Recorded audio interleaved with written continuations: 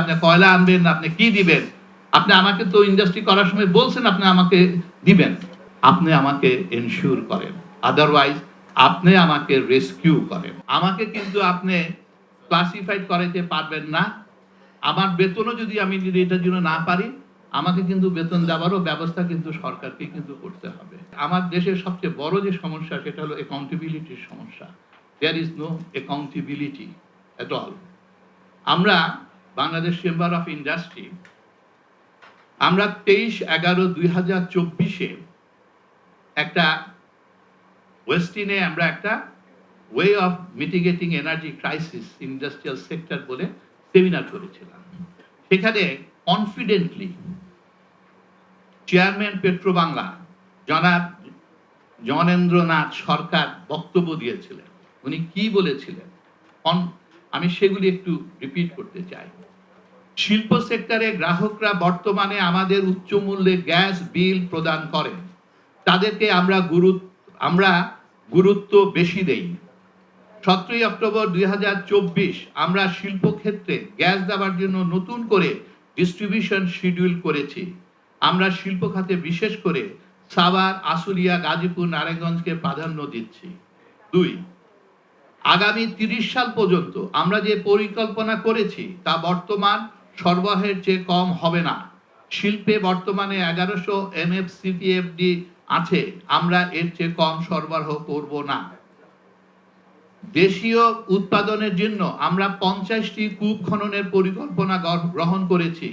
তা আগামী ডিসেম্বর 25-এর মধ্যে শেষ হলে আমরা আরো 500 থেকে 600 MFCFD পাবো। আমাদের বিদ্যমান 69টি কূপ সমূহ ওয়ার্ক ওভার করে আরো 1000 MFCFD পাবো। আমরা অনশোর অনুসন্ধান আমাদের পার্বত্য এলাকা প্রাধান্য দিয়ে উন্মুক্ত দরপত্র আহ্বান করছি, সেখানে ভালো ফল আশা করছি। অফশোর অনুসন্ধানের জন্য আমরা ডিসেম্বরে ওপেন করব, সেখানে বিশ্বের ভালো কোম্পানি পাবো বলে আশা করছি। আমরা একটি FSRUর জন্য ডিসেম্বরের মধ্যে দরপত্র আহ্বান করব। ল্যান্ড বেজ LNG টার্মিনালের জন্য আমরা জানুয়ারিতে উন্মুক্ত দরপত্র আহ্বান করব। আমি বিশেষভাবে গুরুত্ব দিচ্ছি সিস্টেম লস 10%। আমি এর কোয়ান্টিফাই মেজার বের করছি। GTCL এর জন্য 100% মিটারিং এর ব্যবস্থা করছি। 6টি কোম্পানির কাছ থেকে আমি হিসাব নিচ্ছি। আমি তিতাস ও বাখরাবাদকে তাদের সিস্টেম লস কমানোর উপর জোর দিয়েছি। আমরা অবৈধ সংযোগ বিচ্ছিন্নের উদ্যোগ নিয়েছি। এখানে আপনাদের সহযোগিতা ও সমর্থন চাই। সিস্টেম লস 2%-এ নামিয়ে আনতে চাই। এই যে এটা কিন্তু চেয়ারম্যান পেট্রো বাংলা, এবং আপনারা শুনেছেন ওনারা কি বলেছে 24-এ। এর কয়টা জিনিস বাস্তবায়িত হয়েছে এবং কয়টা জিনিস আসলে কে এর অ্যাকাউন্টেবিলিটিটা নিয়েছে। আজকে যদি অ্যাকাউন্টেবিলিটি না হতো, আজকে তাহলে এই FSRU এই একটা সেটাও কিন্তু এখন এই সরকার এসে এই 2 সপ্তাহ আগে অর্ডার দিত না। তাহলে এতদিন ধরে কার দায়িত্ব কে নিল, আর সেটার জন্য আমি ইন্ডাস্ট্রি সাফার করব? ভাই আমি এত কিছু বুঝি না। আমাকে আপনি নামাইছেন, আমাকে কিন্তু আপনি ক্লাসিফাইড করাইতে পারবেন না।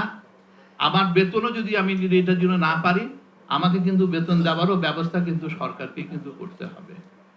এখন এই সরকার ওই সরকার সেই সরকার আসবে যাবে ইয়া করবে, কিন্তু সেই জন্য জনগণ এবং ইন্ডাস্ট্রি যে সাফার করবে এটা কিন্তু হতে পারে। আজকে কিন্তু আমরা এটাই কিন্তু সরকারের করতে চাই। I am not expert. আমি কি এনার্জি কি মিক্সড হবে না হবে, আপনি কয়লা আনবেন, আপনি কি দিবেন, আপনি আমাকে তো ইন্ডাস্ট্রি করার সময় বলছেন আপনি আমাকে দিবেন। আপনি বলতে কিন্তু কেউ যদি মনে করে এই সরকার, নো, অল দ্য সরকার হ্যাজ দ্য রেসপন্সিবিলিটি, এবং যে যখন নিচ্ছে দায়িত্ব তখন কিন্তু তার উপরই বর্তাবে। সুতরাং আপনি আমাকে এনশিওর করেন, আদারওয়াইজ আপনি আমাকে রেস্কিউ করেন।